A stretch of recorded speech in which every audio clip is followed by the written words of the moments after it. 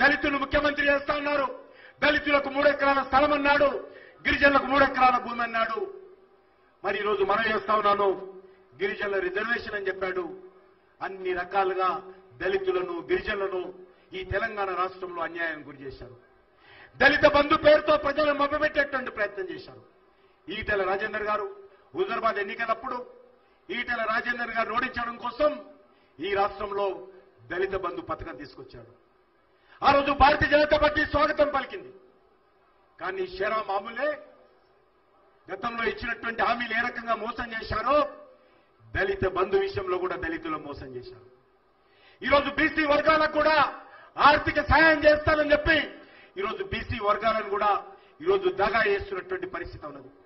అంతేకాకుండా ఇంటికి ఉద్యోగం అన్నాడు, కానీ ఆయన కుటుంబంలో మాత్రం అందరూ ఉద్యోగాలు తీసుకున్నారు. నిరుద్యోగులకు 3016 నిరుద్యోగ భృతి అన్నాడు, ఈరోజు నిరుద్యోగ భృతి ఇవ్వలేదు. కేజీ టు పీజీ అన్నాడు, యూనివర్సిటీలో కానీ గవర్నమెంట్ స్కూళ్లలో కానీ ఒక్క టీచర్ కూడా భర్తీ చేయలేదు. అంతేకాకుండా ఈరోజు మనం చేస్తా ఉన్నాను ఈ ప్రభుత్వం రైతులకు అన్యాయము, గ్రామీణ ప్రాంతాల్లో పేదలకు అన్యాయము, బడుగు బలైన వర్గాలకు అన్యాయము, ఈరోజు పట్టణ ప్రాంతాల్లో బస్తీలలో అన్యాయము. కనీసం హైదరాబాద్ లాంటి నగరంలో రోడ్లు పాడైపోతే రిపేరింగ్ చేయలేనటువంటి పరిస్థితి, డ్రైనేజ్ ఓవర్ఫ్లో అవుతే రిపేరింగ్ చేయలేనటువంటి పరిస్థితి, బస్తీలలో ఈరోజు తాగునీళ్ళ సరికాలంలో అందనటువంటి పరిస్థితి, వీధి లైట్లు పోతే వీధి లైట్లు రిపేరింగ్ చేయనటువంటి పరిస్థితి.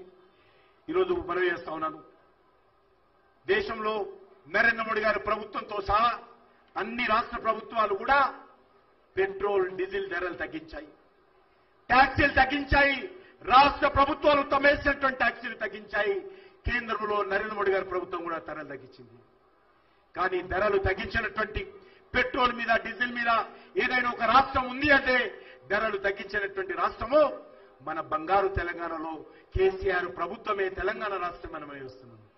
దేశంలో అత్యధికమైనటువంటి పెట్రోల్ రేటు ఈరోజు తెలంగాణలో ఉన్నది. దేశంలో అత్యధికమైనటువంటి డీజిల్ రేటు ఈరోజు తెలంగాణలో ఉన్నది. దానికి పూర్తి బాధ్యత కేసీఆర్ ప్రభుత్వం కూడా వహించాల్సినటువంటి అవసరం ఉందని మనం చేస్తా ఉన్నాను. అంతేకాకుండా ఈరోజు అన్ని వర్గాల ప్రజలకు అన్యాయం చేస్తున్నటువంటి పరిస్థితి ఈరోజు ఉన్నది. పట్టణ ప్రాంతాల్లో కానీ గ్రామీణ ప్రాంతాల్లో కానీ సెల్ఫ్ హెల్ప్ గ్రూప్స్ ఏవైతే ఉంటాయో, మహిళలకు సంబంధించినటువంటి పొదుపు సంఘాలు ఏవైతే ఉంటాయో, పొదుపు సంఘాలకు పావులా వడ్డీ ఇవ్వకుండా 9 సంవత్సరాలుగా అన్యాయం చేస్తున్నటువంటి పరిస్థితి ఉంది. 9 సంవత్సరాలుగా మోసం చేస్తున్నటువంటి పరిస్థితి ఉన్నది.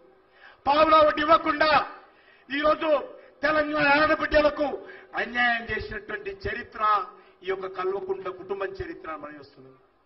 రెక్కాడితే డొక్కాడైనటువంటి ఆడబిడ్డలు ఎంతో కష్టపడి పొదుపు సంఘాల్లో నిధులు జమ చేసుకొని చిన్న చిన్న ఆసరగా కేంద్ర ప్రభుత్వం ఇస్తున్నటువంటి బ్యాంకుల ద్వారా రుణాలు తీసుకొని వాళ్ళు పొట్ట పూసుకుంటుంటే గతంలో ఉన్నటువంటి ప్రభుత్వాలు పావులా వడ్డిచ్చి రుణ భారం లేకుండా చూసేవాళ్ళు, ఆ యొక్క వడ్డీ భారం లేకుండా చూసేవాళ్ళు మహిళల మీద. కానీ 9 సంవత్సరాలుగా ఈ యొక్క పొదుపు సంఘాలకు సంబంధించినటువంటి రుణాలు తీసుకున్నప్పుడు ఆ వడ్డీ భారం పూర్తిగా ఈరోజు తెలంగాణ ఆడబిడ్డలు భరించాల్సిన పరిస్థితి వస్తుంది. కాబట్టి ఈరోజు పొదుపు సంఘాల ఉసురు కేసీఆర్ పోసుకుంటున్నాడు. తప్పకుండా పొదుపు సంఘాలకు జరుగుతున్నటువంటి పాపము కేసీఆర్ కుటుంబాన్ని వదిలిపెట్టని సందర్భంగా మనం చేస్తా ఉన్నాను. అంతేకాకుండా ఈరోజు అనేక రకాలుగా ఈ రాష్ట్రంలో దోపిడీ జరుగుతూ ఉంది, అరాచకం జరుగుతూ ఉంది, అన్యాయం జరుగుతూ ఉంది, అక్రమాలు జరుగుతూ ఉన్నాయి. ఈరోజు కేసీఆర్ కుటుంబము ఎక్కడ దొరికితే అక్కడ దోచుకుంటున్నారు. హైదరాబాద్ నగరంలో తెలంగాణ రాష్ట్రంలో ఈరోజు కేసీఆర్ కుటుంబ ప్రభుత్వము ఇది వాటాల ప్రభుత్వం. గతంలో కాంగ్రెస్ ప్రభుత్వము కమిషన్ల ప్రభుత్వం ఉంటే ఈరోజు కేసీఆర్ కల్వకుంట్ల కుటుంబ ప్రభుత్వము వాటాల ప్రభుత్వం. మీరు వ్యాపారం చేయాలనుకుంటే